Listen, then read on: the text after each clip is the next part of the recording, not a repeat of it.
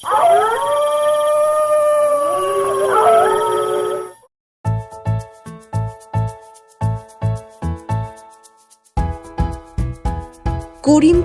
গরিব চাষি ভুবনের একটা পোষা মুরগি ছিল।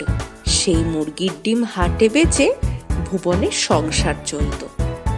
সে মুরগিটাকে তার ঘরের সামনে বেড়ার মধ্যে রাখত। কিছু দূরেই ছিল এক বিশাল জঙ্গল, আর সেই জঙ্গলে একটা পাজি শেয়াল থাকত। সে অনেক চেষ্টা করেও বেড়ার ভিতরে ঢুকতে পারত না। তাই সে বিশেষ মতলবে ভুবনের মুরগির সাথে বেশ বন্ধুত্ব পাতিয়ে ফেলেছিল।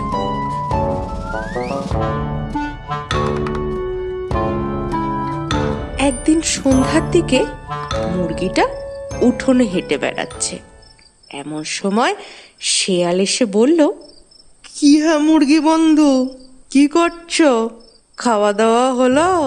আরে শেয়াল ভাই যে, এই সন্ধ্যের দিকে একটু হাঁটাহাঁটি করছি আর কি। তুমি এদিকে কি করতে?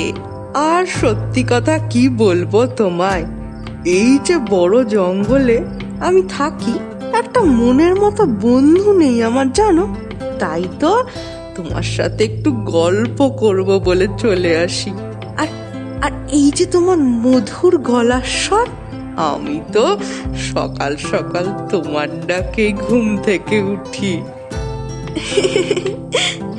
তুমি একটু বেশি প্রশংসা করো শেয়াল ভাই। কই আর তো কেউ এরম বলে না। সেই তো ব্যাপার গো, সবার প্রশংসা করার মতো মন থাকে না। এই যে আমি ভাবি, তো তুমি যদি আমাদের সঙ্গে জঙ্গলে থাকতে কত ভালো হতো।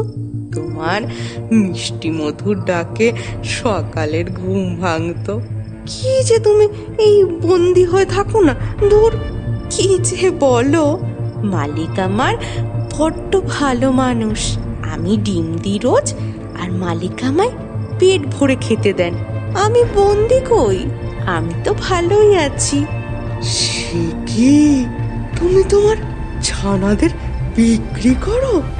সেটা তুমি আবার গর্ব করে বলছো? ছি ছি বন্ধু, ছি। কিন্তু শিয়াল ভাই, এটাই তো নিয়ম। আমায় মালিক পোষেন, তাই আমাকে তাকে ডিম দিই। এতে খারাপ কি আছে? কি বলছো তুমি বন্ধু? তুমি একজন মা হয়ে নিজের সন্তানদেরকে বেঁচে দিচ্ছ, আবার বলছো কি ভুলেতে? কই আমাদের জঙ্গলে তো এরম হয় না কখনো। আমরা নিজেদের মতো স্বাধীন হয়ে বাঁচি। তুমিও চলো, মহা আনন্দে থাকবে আমাদের সাথে। শিয়াল ভাই, তোমার কথা ঠিক, আমি জানি, কিন্তু সন্তানদের বেঁচে আমি অন্যায় করছি। কিন্তু তোমার সাথে জঙ্গলে গেলে যে আমার বিপদ হবে। সবাইকে ওখানে তোমার মতো ভালো বলো, যদি আমায় মেরে ফেলে। দুঃখ দিলে বন্ধু, তোমার এই শিয়াল বন্ধু থাকতে অন্য কেউ তোমায় খাবে? মানে মানে আমি তোমায় রক্ষা করব। তুমি বেরিয়ে এসো, এই বেড়ার ফাঁক দিয়ে বেরিয়ে এসো। চলো আমার সাথে জঙ্গলে, তারপর দেখবে জীবন কাকে বলে। এই শুনে মুরগি বেড়ার ফাঁক দিয়ে বেরিয়ে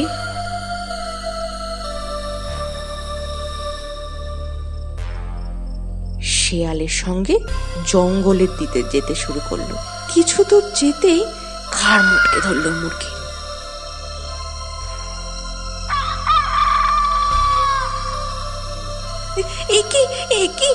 শিয়াল ভাই, তুমি কি করছো? অনেক বোকা দেখেছি, তোমার মতো বোকা দেখিনি এর পরের জন্মে।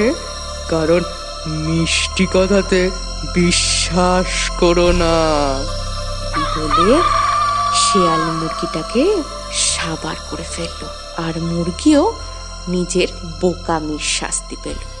গল্পটা ভালো লাগলে লাইক করুন, কমেন্ট করে জানান কেমন লাগলো, শেয়ার করুন নিজেদের বন্ধু বান্ধব আর রিলেটিভদের সঙ্গে, আর অবশ্যই আমাদের চ্যানেলকে সাবস্ক্রাইব করে দিন। আর আমাদের নতুন নতুন গল্পের নোটিফিকেশন পেতে সাবস্ক্রাইব বাটনের পাশে বেল আইকনটা এক্ষুনি প্রেস করে দিন।